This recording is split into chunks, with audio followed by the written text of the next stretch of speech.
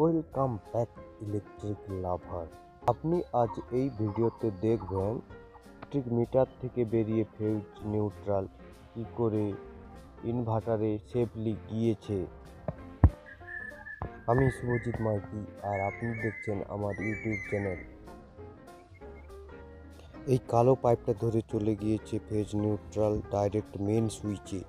তো এই দেখুন কালো পাইপ ধরে চলে এসছে, এই মেন সুইচের নিচে গিয়ে এটা অ্যাড হয়ে গিয়েছে আর মেন সুইচের উপর দিক দিয়ে চলে এসছে ফেজ নিউট্রাল। আর এই লাইনটা গিয়ে অ্যাড হয়েছে একটা এসিডিবি বক্সে। এসিডিবি বক্স যেটা এই ইলেকট্রিক সিস্টেমকে সুরক্ষা প্রদান করে। এই এসিডিবি বক্সের প্রথমে রয়েছে একটা এমসিবি, পরে একটা এসপিডি, তারপরে under voltage over voltage protection এবং শেষে একটি করে এমসিবি আছে। এইটার থেকে আউটপুট গিয়েছে এই কালো তারটাতে। এই কালো তারটা চলে গিয়েছে ইনভার্টারের কাছে। তো চলুন এখন দেখাচ্ছি ইনভার্টারের কাছে গিয়ে যে কালো তারটাতে ফেজ নিউট্রাল গিয়ে কোথায় কিভাবে অ্যাড হয়েছে। ভালো করে দেখুন, এই কালো তারটাতে আমি এই হোয়াইট যে ব্র্যাকেটগুলো আছে এইগুলো দিয়ে এটাকে দেওয়ালের সঙ্গে চিপকে দিয়েছি। তারপরে ড্রিল করে দিয়ে একটা ফুটো বানিয়েছি দেওয়ালের এপার ওপার করে, এবং এইখান দিয়ে দেওয়ালের ওপারে নিয়ে যাচ্ছি দেখুন। তো ওই পারে গিয়ে এইটা অ্যাড হয়েছে, এই যে দেখতে পাচ্ছেন একটা ডিপি আইসোলেটারে। তো এটা হচ্ছে ডিপি আইসোলেটার। এইখান থেকে লাইন চলে গিয়েছে এই চ্যাসিসের মধ্য দিয়ে একটা মেন সুইচের বোর্ডে। এই দেখুন এইখান দিয়ে ঢুকে গেছে, এটা হচ্ছে একটা মেন সুইচের বোর্ড। আর মেন সুইচের এই বোর্ড থেকে আবার চলে গিয়েছে ফেজ নিউট্রাল এই চেঞ্জ ওভার সুইচটাতে।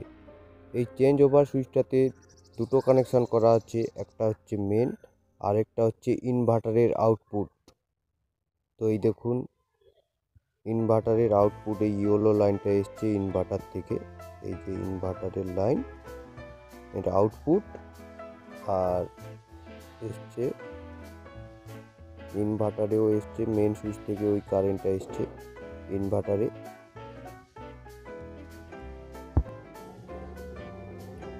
আর এই যে চেঞ্জ ওভার সুইচ যেটা, এটার আউটপুটে লোড করা আছে, অর্থাৎ বাড়ির সম্পূর্ণ কারেন্ট এই চেঞ্জ ওভার সুইচটার আউটপুট করা আছে। সুইচটা উপরে করলে কারেন্ট আর নিচে করলে সোলার অর্থাৎ ইনভার্টার। এই দেখুন এটা হচ্ছে সোলারের তার যেটা দিয়ে এখন ইনভার্টারে চলে গেছে। এই সোলারের তারটা এইখান থেকে বিদ্যুৎ জেনারেট হচ্ছে। আর এটা হচ্ছে Gamma plus RMPPT solar inverter. তো চলুন এখন দেখি কম্পোনেন্টগুলো। তো এটা হচ্ছে গিয়ে একটা এসিডিবি। এটার ফার্স্ট কম্পোনেন্ট যেটা হচ্ছে সেটা হচ্ছে এমসিবি। এটা যদি কোনো শর্ট সার্কিট হয় তাহলে ট্রিপ করবে। আর তারপরে যেটা আছে এসপিডি, এটাতে যদি সার্জ ভোল্টেজ আসে অর্থাৎ যদি বজ্রপাত ঘটে তখন এইটা লাল হয়ে যাবে আর এইটার থ্রু দিয়ে কারেন্ট বাইপাস হয়ে আর্থিং হয়ে যাবে, তো সেটা সেভ হবে। আর পরেরটা হচ্ছে over voltage under voltage protection, যেটা দেখতে পাচ্ছেন যে এখন ভোল্টেজ বাড়ছে কমছে বাড়ছে কমছে। তো এইটা এখন সোলারে চলছে তাই আম্পেয়ারটা কিছুই নেই, কিন্তু এটা যদি কারেন্টে বাড়ির লোড চলতো তাহলে এখন এইখানে নিচে আম্পেয়ারটাও দেখাতো। তো এরপরে যেটা আছে সেটা হচ্ছে গিয়ে অনলি এমসিবি, সিঙ্গেল এমসিবি। তো সিঙ্গেল এমসিবিও ট্রিপ করবে। তো প্রধান যেটা ট্রিপ করবে না সেটা হচ্ছে এই কম্পোনেন্টগুলোর ভেতরে তো ট্রিপ করে যাবে, যেটা করবে না সেটা হচ্ছে একটা ডিপি আইসোলেটর। এইটা হচ্ছে একটা ডিপি আইসোলেটর, এটা কখনোই ট্রিপ করবে না, এটা ম্যানুয়ালি আপনাকে অন অফ করতে হবে। তো এটা ডিপি আইসোলেটর, এটার কালার ম্যাক্সিমাম কোম্পানি রেড করে রেখেছে এই হ্যান্ডেলটা। তো এইভাবে এটা চিনতে পারবেন। এছাড়াও এটাতে লেখাই থাকবে যে কোম্পানির ডিটেলসে যে কোনটা আইসোলেটর আর কোনটা এমসিবি।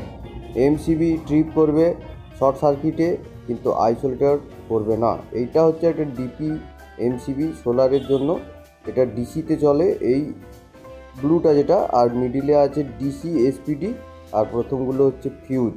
এটা হচ্ছে একটা ডিসিটিভি বক্স। এটা সোলার প্যানেলের পরেই এটা লাগাতে হবে, নাহলে সোলারে কখনো যদি বাজ পড়ে যায়, এই এসপিডি যদি না থাকে তাহলে ডাইরেক্ট কারেন্ট আপনার সিস্টেমে চলে যাবে আর সব কিছু পুড়ে যাবে। তাই প্রোটেকশান রাখাটা অবশ্যই জরুরি। এই চ্যানেলটি এখনই সাবস্ক্রাইব করুন আর পাশে থাকা বেল আইকন প্রেস করে নোটিফিকেশান অন করে দিন, যাতে এই রকম ইনফরমেশান আমি আপনার জন্য আনতে পারি। আপনার একটা লাইক আমাকে এই ভিডিও বানাতে খুবই অনুপ্রাণিত করবে, তাই ভিডিওটি অবশ্যই লাইক করবেন। থ্যাংক ইউ, ধন্যবাদ।